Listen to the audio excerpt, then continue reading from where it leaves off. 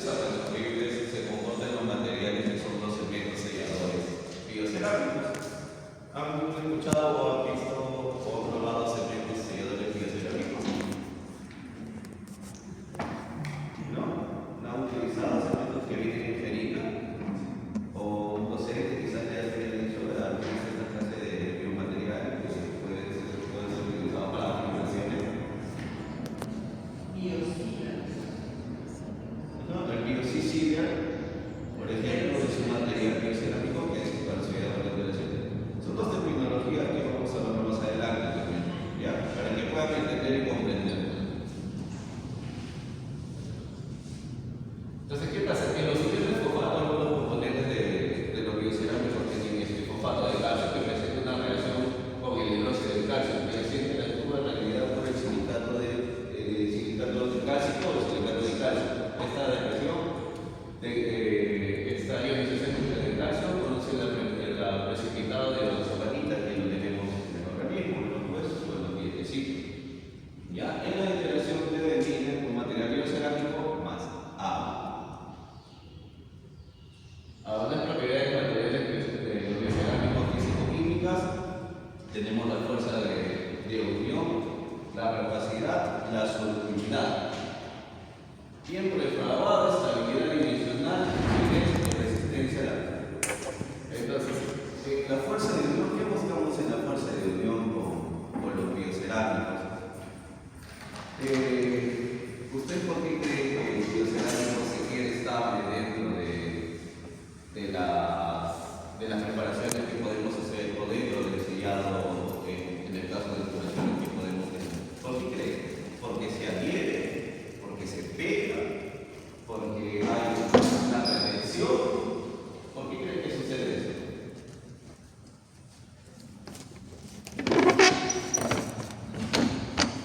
¿Alguien? ¿Alguien?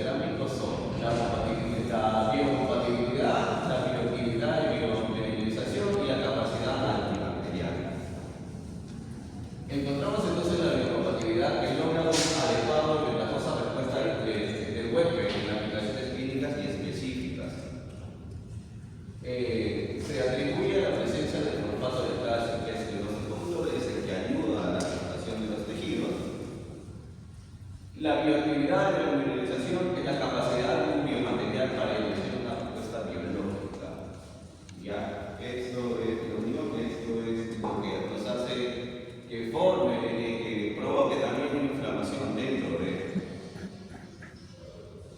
Ya, al se forma una capa de hidroxapatita en un proceso denominado biomineralización, que es la biocompatibilidad que tiene estos biomateriales, o el biocerámico en este caso.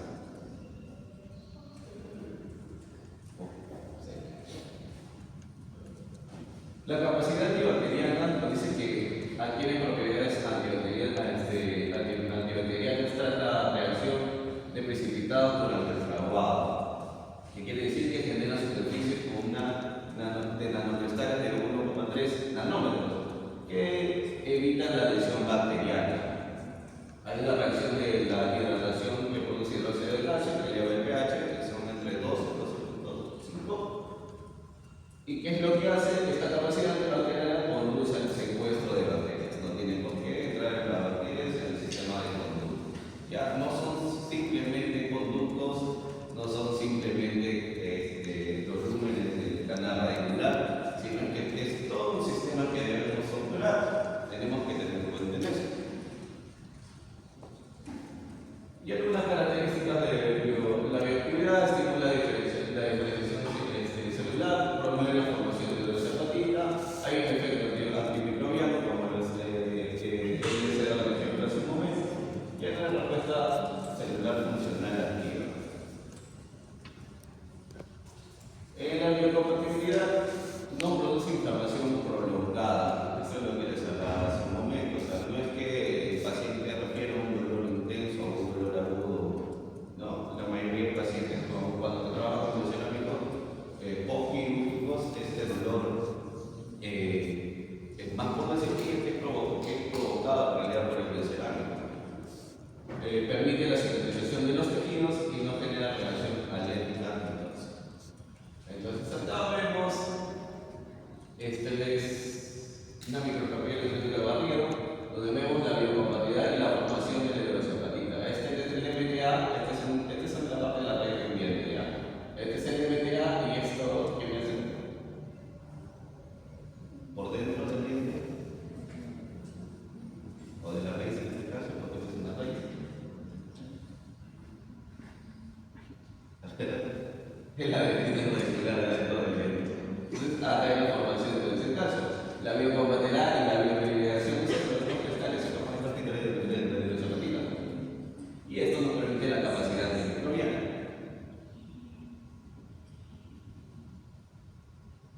Ahora, hay una clasificación de los elementos de silicato de calcio o hidráulicos o bioactivos. Esta palabra hidráulicos o esta nomenclatura de decir biocerámicos, porque son biocompatibles con el organismo, para mí siempre crea un debate, porque en realidad son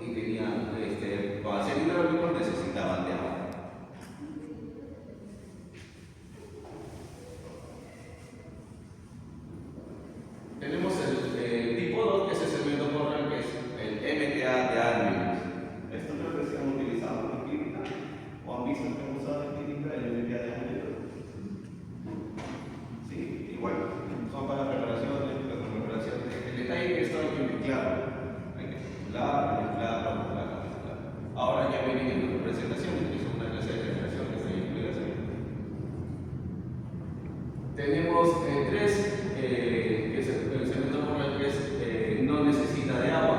¿Han escuchado del Teracal? El uso del Teracal. ¿Sí? Esa pequeña pequeñita amarilla. ¿Para qué lo utilizan? ¿Han llevado fotografía? ¿En restauraciones quizás? ¿En restauraciones? Jóvenes están acá, pues están sentados sobre la cartera y son carpetas porque el doctor Sánchez pregunta y nadie nos pone nada. ¿Participan ustedes de la relación? Sí, no tengo miedo, está bien. A que participe, tendrá un punto más. Iba a ser un sorteo de un mismo motor, pero bueno. Sí, han utilizado ese cemento Teracal. ¿Para qué lo han utilizado? Ya les voy a quedar, ¿para qué clase de recubrimiento lo han utilizado? ¿Directa o indirecta? ¿Ah? Indirecta, así es. Esta presentación del Teracal al principio salió como un biomaterial porque es a base de silicato, que fue utilizado para recubrimientos directos. El presentador de la marca dijo, ok, se puede utilizar en recubrimientos directos, pero ahí se significa que no se puede, porque esta es a base de resina. O sea, lo que provoca es una inflamación en el proceso posterior de este. Tenemos el famoso biodentín, ¿no? Que utiliza un mezclador, en realidad no es una cápsula, es un mezclador a 30 segundos para que estos cristales que tienen o estos silicatos que tienen el biodentín se fusionen y empiecen a hacer la reacción con el líquido que le viene una presentación del líquido. El detalle es que tiene que tener este equipito para que se pueda mezclar. Ahora, utilizan amanadores también. ¿Ya?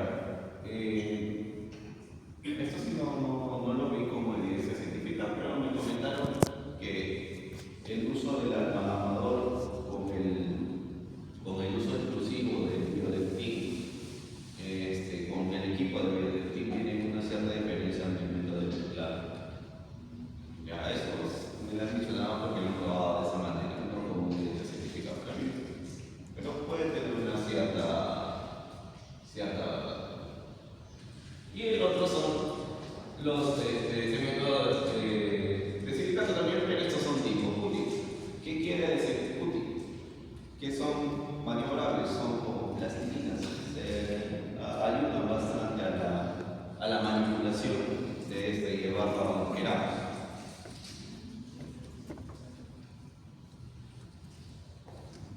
Ahora, aplicaciones en endodoncia de los cementos biocerámicos. ¿Dónde cree que se aplican estos cementos biocerámicos? Algunos procedimientos quizás que hayan escuchado, que les estén enseñando, que estén aprendiendo del mercado universitario. Pulpectomías. ¿En qué procedimiento? Que los he dicho hace rato, ¿no? Los he dicho, volviendo a decir, te decía. Porque este es un círculo vicioso para nosotros, de la biocerámica. ¿En qué procedimientos lo pueden utilizar? En los tratamientos de conductos y en el recubrimiento pulsante. Ya, ¿qué más? Hable nomás, si se equivocan, es parte de aprender en realidad.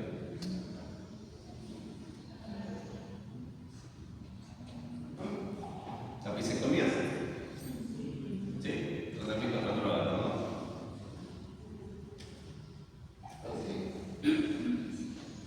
Ahora, tenemos cementos selladores, y estos cementos selladores son las queridas. Sí, las queridas. Esto le he puesto la marca más comercial ya. La que se puede, hay muchas marcas. Esta es la más comercial. El BioSicilia, que no sé si ya lo han utilizado. El BioSicilia Flow. Y esta es una marca que recién está saliendo al mercado, que es el Root Cape. Esto lo vende. En cuestiones económicas, esta es más cara, esto es intermedio y esto es más barato. Esto creo que está en la jeringa 120 soles, si mal no recuerdo, y esta jeringa de acá está 68 soles.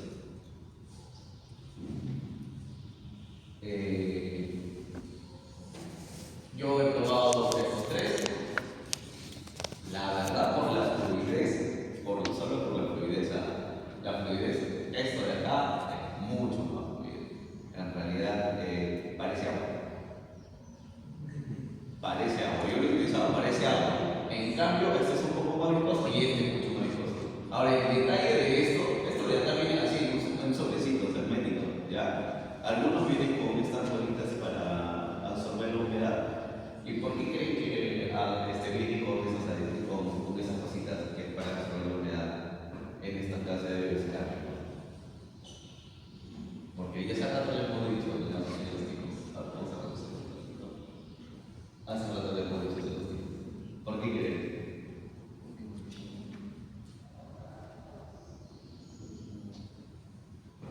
¿Por qué creen que tienen esto para absorber la humedad y tienen que ser sellados herméticamente?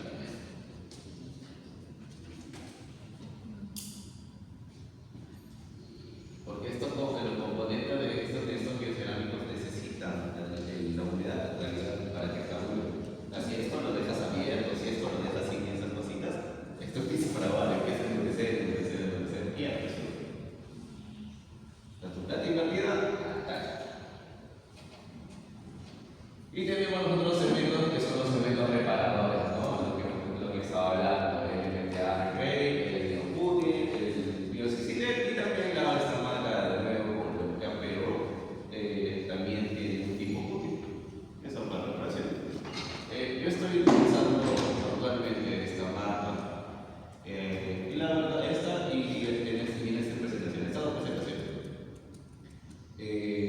Lo estoy utilizando y consultando, refiriendo a mi paciente de cómo es más, si había un dolor, ¿no? Proceso inflamatorio, aunque siempre genera un proceso inflamatorio en los biomateriales, ya, pero la característica es qué tan agudo puede ser ese dolor en los pacientes.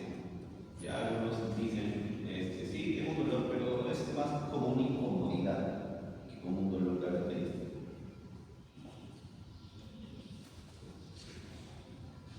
Ahora sí. ¿Me podrían decir con estas características, si es que no la adivinen, que se reserva, cuál de estos dos es el segmento sellador y cuál es el segmento reparador?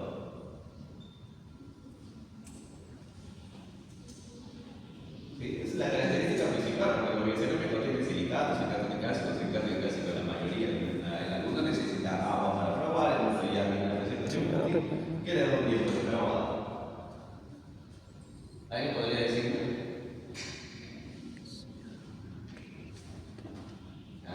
Estos son pequeños cristales y estos son cristales más grandes.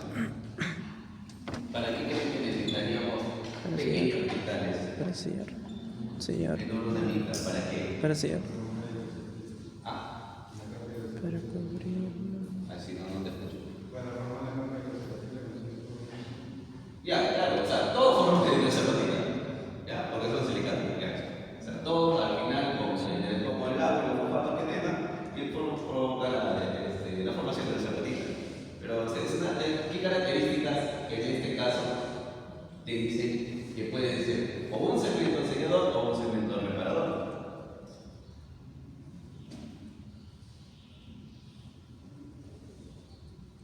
¿Nadie? Llevo un localizador que tengo ahí guardado en el utilizo. Y con eso te lo digo para él. Entonces los selladores tienen que tener bombillas de espesor en realidad. ¿Para qué? Para que lo que les dije hace un momento, para que entren esto a los túbulos identitarios. Esto de acá son las fibras, o estos son los pequeños cristales que entran dentro de los túbulos identitarios. Y estos que son más grandecitos son para los segmentos, son los segmentos reparadores, que es mucho más compacto.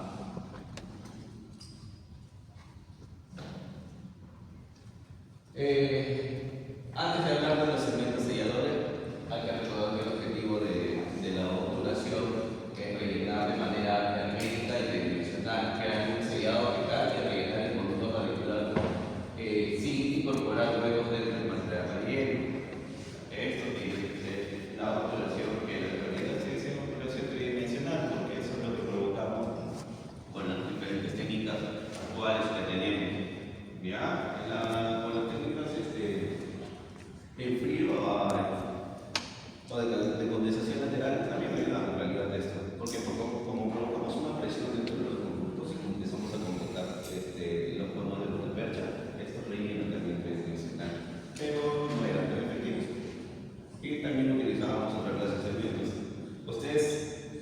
utilizan cementos biocerámicos, después la tienen, o hay cementos también a base de resina epóxica o epox, o están utilizando aún endosil.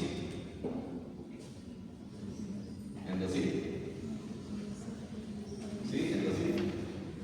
¿No? ¿Endosil? Biocel, ¿acaso? ¿Ah? El biocel. Biocel. Ah, ya, el verdecito, ¿no? Es un blanco con verde. Ah, bueno, yo utilizo también eso, pero en casos de bio. Bien, es sí, bio, no, nada de eso. El material debe ser inerte, antiselítico y bioactivo. Entonces, esta es una diafragmización de un dientecito con la ondulación respectiva. En realidad, la ondulación tridimensional que deben tener los dientecitos, ¿no? Que se puede lograr, sí se puede lograr, pero hay que tener un buen protocolo de dispersión, utilizar el hipoclorito, dependiendo de cómo ustedes utilicen su hipoclorito, 25, 2.5. Yo lo utilizo puro, en realidad. Y también tenemos que conocer nuestros límites.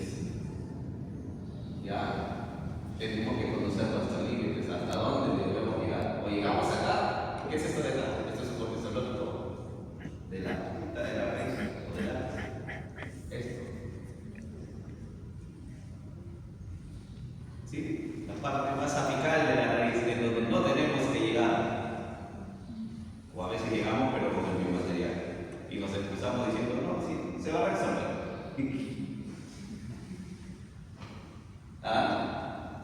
El foramen, el CDC, como tal. Estos son algunos requisitos que debe cumplir un material de obturación. ¿Puedes leer del 1 al 3, por favor? ¿Tú? Sí. Del 1 al 3, nada más. Requisitos que debe cumplir un material de operación. Fácil de introducir en el conducto radicular con un tiempo de trabajo suficiente.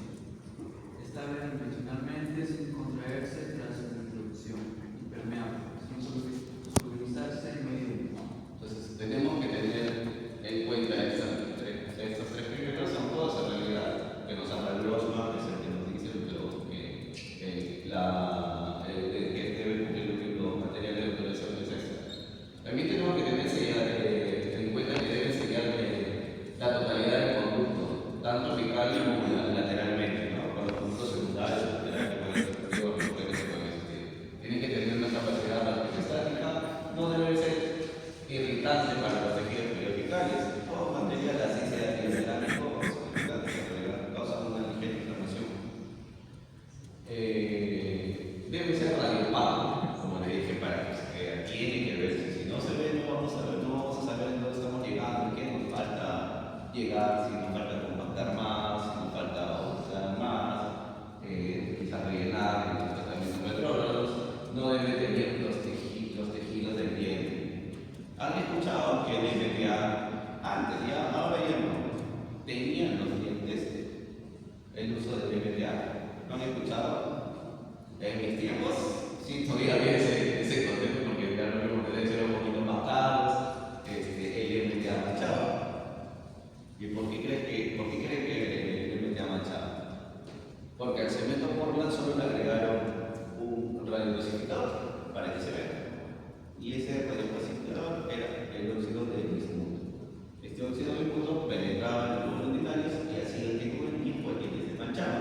Entonces, ¿qué pasa con los niños que en la gran mayoría siempre tienen una caída, siempre se rompen los dientecitos, hay exposición de pulpa y hay que hacer tratamientos conservadores para que el niño no pierda el diente? Porque hay estudios donde se habla de que los niños que tienen estos traumas y no saben, y los odontólogos generales básicamente no sabemos, porque yo en su tiempo no sabía cómo tratar de conservarlos. Teníamos el concepto, sí, de tratar de conservarlos, pero a veces le sacaban el dientecito o le ponían el MTA con estos conjuntos y le cambiaban el color. Y era una cuestión psicológica con el tiempo para los niños. ¿Ya de qué? Porque como son niños, juegan. Como son niños, se molestan. ¿Ya? Y no sabemos el grado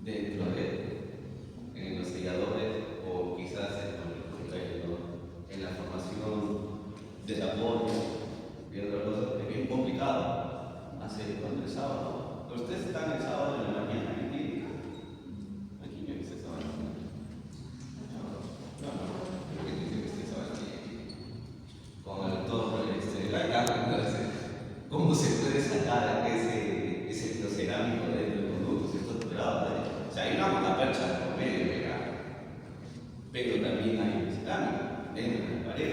Es bien complicado sacar, es bien, o es con ultrasonido, que es lo más conservador posible que pueda tener, que bajo aumento, ¿ya? O el peligro de utilizar las fresas, porque es un peligro de utilizar las fresas, no tenemos un control, se puede controlar más las puntas sobre el sensor de ultrasonido para hacer el desgaste.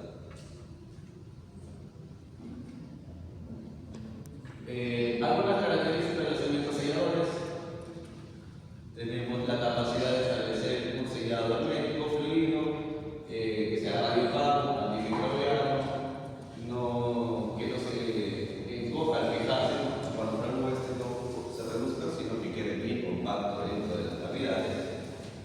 Al no manchar, bueno, ahora en estos tiempos ya no manchan, tienen un grado nada más.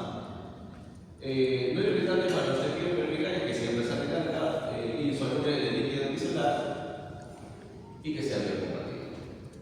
Entonces, miren, este es un video de técnica de cono único. Ahí está el dientecito. Esto es un diferente con biosicilia. Ya, este es con biosicilia. Entonces, ¿qué están haciendo? Están rellenando todo el conducto. Ahora, esto, si se dan cuenta, no tiene un tope. Tiene que tener un tope. Ya, por lo menos 2 o 3 milímetros antes de aplicar para rellenar, y no se rellena bajo presión, se rellena y va retirando. Ya, porque esto se puede destruir. Si bien es cierto, son biocompatibles y todo, pero igual genera una reacción inflamatoria. Ya, y en este caso ya están compactados de una manera fácil y están haciendo ya la preparación del conducto para los postes. Ya es preferible dejar por lo menos unos 7 días para ver la reacción que tiene el paciente, para ver si hay dolor o no. Imagínense que ustedes hagan una obturación de conducto que es recontra fácil de hacer en realidad, ya, y el paciente después ve una sintomatología, o con dolor, y este segmento está apagado, cómo sacan todo eso de ahí. No, hay unas características como los protocolos en realidad que para hacer por ejemplo, la preparación adecuada, porque radiográficamente nosotros podemos tener una evidencia radiográfica que tenemos una buena mutilación o una buena obturación del conducto radicular, pero es mediante una radiografía. Cuando uno se toma tomografías, a veces creamos la realidad, ¿no? Y ya nos damos cuenta si nos sirvió la técnica que utilizamos de obturación.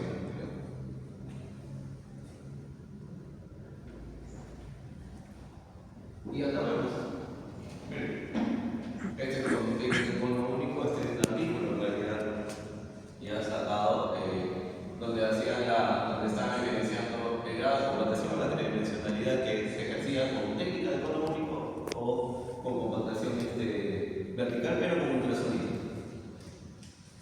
Ya, y miren, tenemos la percha, tenemos el segmento del cono único y la dentina por otro lado. Pero si ven acá, hay espacios, o sea, siempre va a haber espacios, son pocos, ya, pero los hay.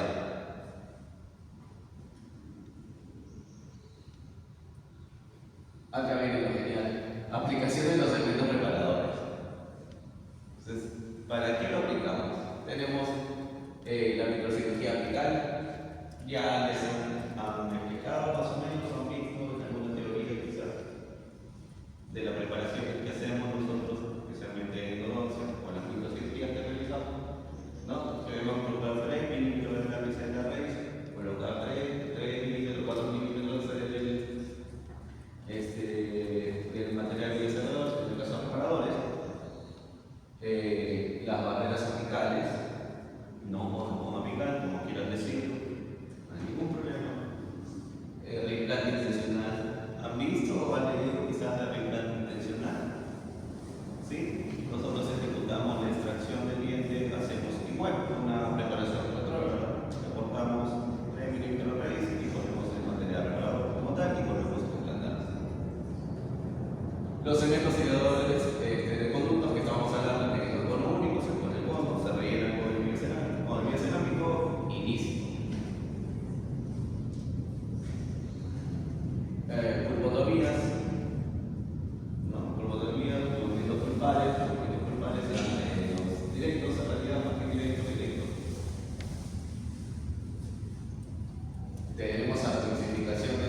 términos que antes nos enseñaban, que era la formación radicular, en realidad, ¿no? A clasificaciones, a criterios. También tenemos, hay estudios de endodoncia regenerativa, donde tratamos de que el tejido que se empieza a formar dentro del canal radicular haya sido provocado por un trauma, ¿no? De golpe, más que todo en los niños, más que todo esto le pasa a los niños. Y ahí no hay un número eléctrico correcto, entonces uno tiene que inducir al sangrado, poner una capa de tejido cerámico dentro del producto, hacer que el tejido se parezca, no es que sea igual, se parezca al tejido que normalmente podría formarse en estos sistemas de producto.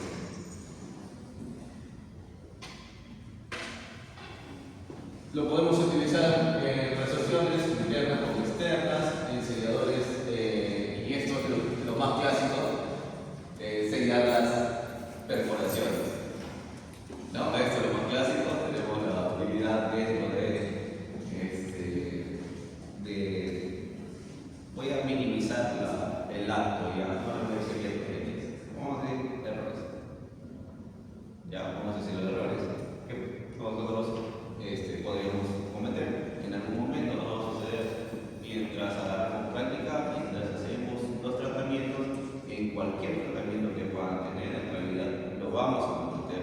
Quizás quizás no es nuestra intención cometer un error dentro de los tratamientos, ¿no? Pero puede suceder por diversos factores. Y bueno, este soy yo y ese es mi mente, dando todo. En los tratamientos, en realidad, si bien es cierto, hay que tener bien en claro los fundamentos de todo tratamiento, voy a hacer hincapié en un concepto que se denote. Tenemos que tener en claro, pero también tenemos que saber nuestros límites y conocer nuestros límites. Es algo que siempre me han enseñado a mí a conocer nuestros límites. Para mí un gran odontólogo es el odontólogo que sabe referir y que sabe conocer de sus límites. O sea, no podemos hacer todistas. Al principio sí, en realidad a mí me enseñaron a hacer de todo. Yo he hecho odontología aproximadamente de todos 6 años, yo he empezado en 2013. He hecho de todo y eso me ha vuelto un poco más criterioso de hacer tratamientos en realidad. En la actualidad me dicen haz